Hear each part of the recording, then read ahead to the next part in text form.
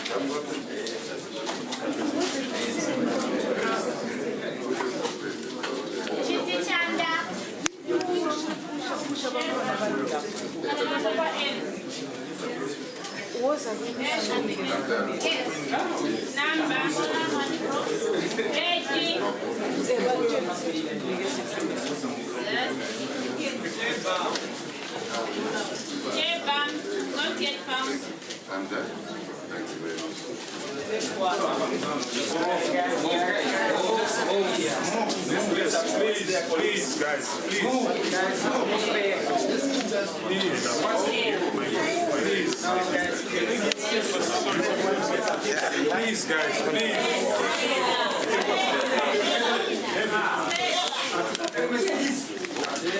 there we go.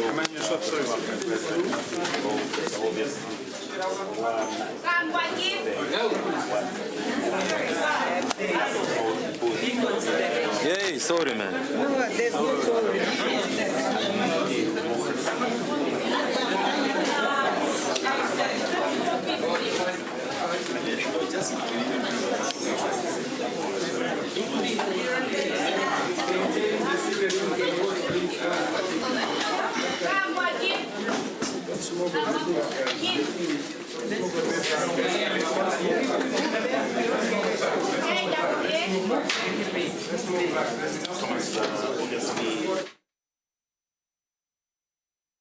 President Hakainde Hichilema is casting his ballot in Zambia's presidential election, seeking a second term in office. Hichilema faces 13 other presidential candidates, including his main challenger, Brian Mundubili, as well as Harry Kalaba, Fred Membe, Kelvin Fube-Bwala, and Given Katuta. The election also covers parliamentary and local government seats with about 8.7 million voters registered.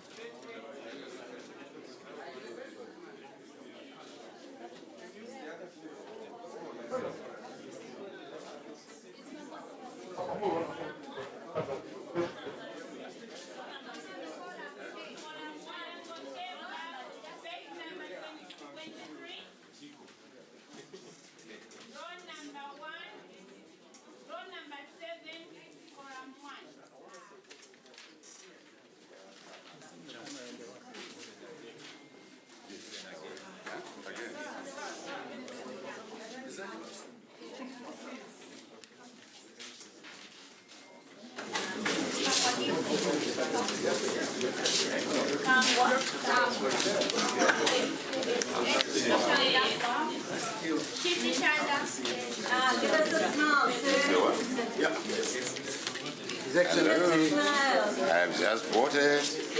Yeah, very good. This is the one. This is the one. Thank you. Protecting reserve. Thank you. So ready for it? This one? Ready for? Next color? This one? Yeah, give us a smile. There you are. You got a good smile. Yeah. Some ladies like it. Eh? Some ladies, not all. Yes, thank you. This one?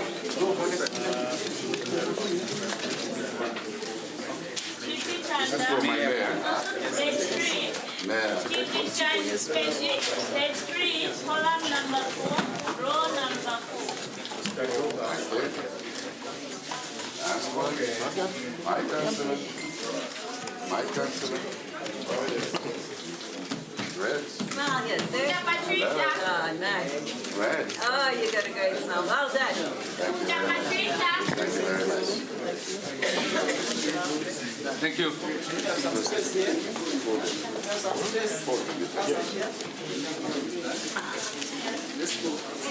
Give me a smile. Lovely. Punta Patricia, Very good. page 10.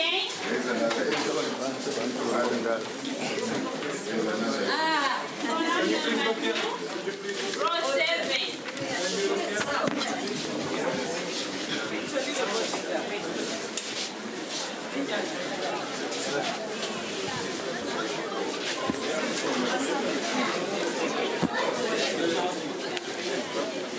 Asimlindi la ipo.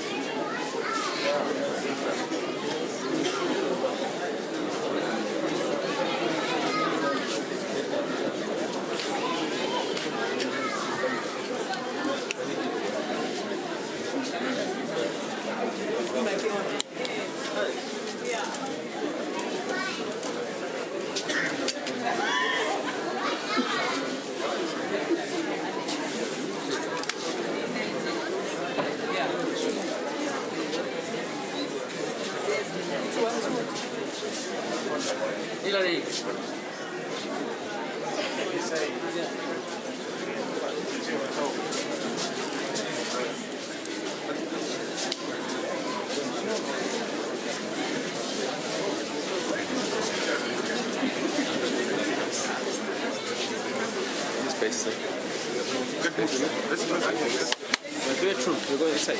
Open up, please. Open up. Nicely. Just move. That's what they're saying. Move back.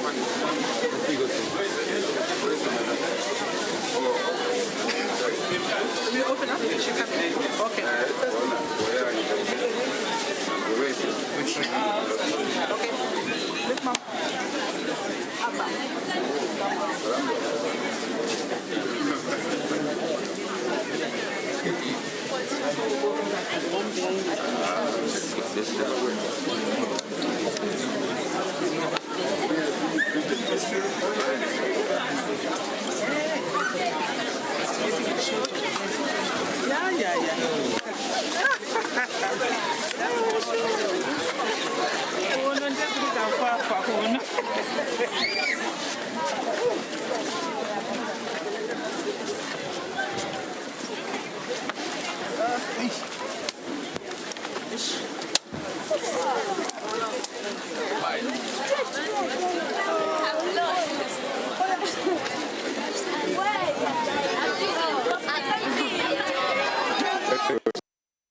Day for the people of Zambia, a great day for the people of Zambia, and we believe that they will vote and make a decision to secure the future of their children, and their I'm talking about the importance of education, as you know, which we have provided free of charge. Education, accommodation, all of those issues. I think education is the best investment, equalize and inheritance. And I think this is what this vote is all about. It's about the future of our children and their children and everyone else in society. Develop. That's what it is. And Mr. President, how important is this election to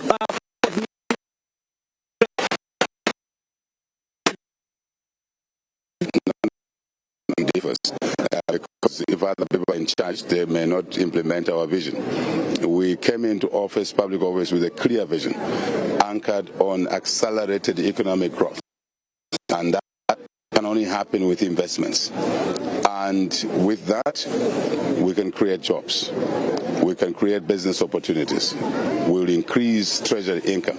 We will then support social support for the children, for the old, for the different areas. This is all about, and we have embarked on reforms that are delivering results. Have delivered challenges such as the debt burden that we inherited, which we've been. It's really about the people of Zambia for their future, progress, future, as opposed to what this election is all about. And my fellow citizens will see it that way because we've been able to deliver on our commitments when we were in opposition. Now we've been in government 5 years, we've delivered. But there's a lot more to be done. A lot more to be done because the country regressed for many years.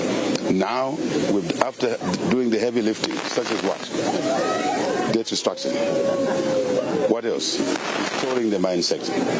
Now, a step change in the growth so that we can take care of society overall. I must recommend Zambians for a peaceful election, but what's your message to those that are voting today? Well, first, the peaceful election is a reflection of the peace and the vision of peace, security, stability that this government has brought about. If you understand this country, in the last election, 2021, it was chaotic, it was noisy, it was bloody, it was really scary, but we brought calmness in the country. That calmness is the correct environment for life, more importantly for attracting investments so that we can grow the economy to create opportunities for all our children. That's the message here. That's what this election is all about. It's a distinction between retrogression, violence, and peace, security, stability for development. That's what it is all about. To the voters, they have to make a choice between progress with us to build on the gains that we've made to protect those gains. You've heard people shouting, we are voting to protect the reserves. Those outside want to come and eat our reserves, which are extremely important to stabilizing the kwacha. I'm sure you're aware that the kwacha is one of the best performing currencies in the world, not just in SADC or Africa, in the world. Have you ever seen an election where you're getting into the voting like today, the local currency is appreciating? The ordinary situation is that as you get to an election, the local currency depreciates because of risk perceptions. It means that the global investing community, Africa, regional, Zambians, are confident that this environment is the correct one. And that's what we urge citizens, to continue with progress and not to move backwards with regression. Thank you. How are you spending the rest of your day, and what to those who are encouraging people to turn out. If you want to sustain the gains in free education, for example, free education is at risk of being removed. Meal allowances, you're a Zambian, you know what I'm talking about. Students lost their meal allowances. They must turn out. It's not just the fact that you have a child who is in school free of charge. No, you have a grandchild, you have a niece, you have a cousin, you have a nephew. But even for the unborn children, our job is to protect them, to secure a future for them. So I encourage everybody to, for a moment, leave what you're doing, fellow citizens, go out and vote. It doesn't take too long. Please go out and vote and register a critical decision to allow the country to progress. We have seen repression in this country. We move one step forward, 4 steps backwards. Were we not in a debt crisis not long? 2006, President Mwanawasa took us out of there. Debt returned with vengeance by 2015, 2016. We don't want that kind of stuff. 4 steps forward, 4 more steps forward. No backward movement. That's what this election is all about. So please turn out, come and vote. Thank you. Before you join in the queue, how would you describe your voting experience? Oh, very important. I'm an ordinary citizen. On any other, I'm an ordinary citizen. I'm just a servant of the people. They chose to put me in office, public office, to serve them. Best interests of the people of Zambia is what we have at heart. I have told my ministers, MPs, everybody in public office, national interests, the first slot. Our personal interests are subservient to national interests. And when we do that, everyone else's interests will be secured. That's important. Extremely important. Yes. Your views say about what is happening in South Africa.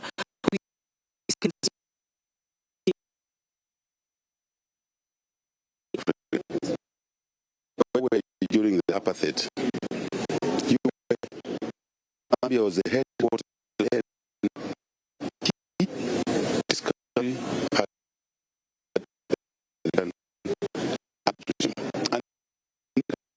but we say these are our brothers and sisters, and we fought with you.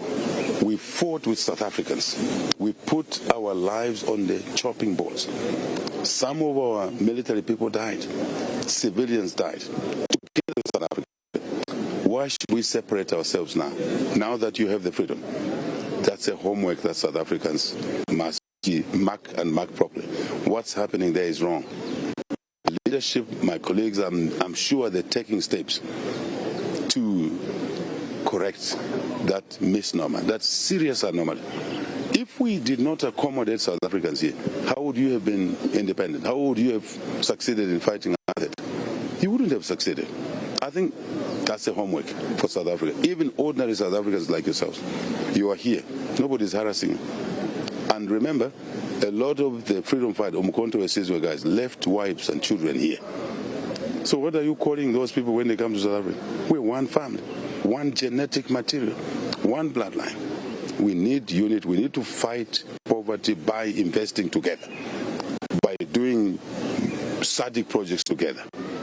And then we can grow our economies and provide opportunities for example, skills development in South Africa, in Zambia, in Botswana, in Zimbabwe, together.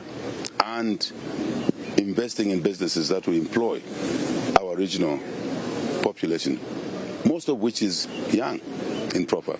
I'm strong about this issue. It is not correct. What's happening in South Africa is not correct. And I can look at you in the eyes and look at the camera. That has to stop now. Now. There are issues of left jobs. There's a way you handle them. You don't have to kill fellow citizens. I'm talking of SADC citizens. I'm talking of African citizens. We have opened no visas here. You can come. No visas. This is your country. You have an investment to make here, I'll be the first one to facilitate it. Thank you. Excellent. In an event that you make it to this term, do we see you change the constitution to seek the third term? That's not the issue. African leaders do. Our priority is to deliver accelerated development.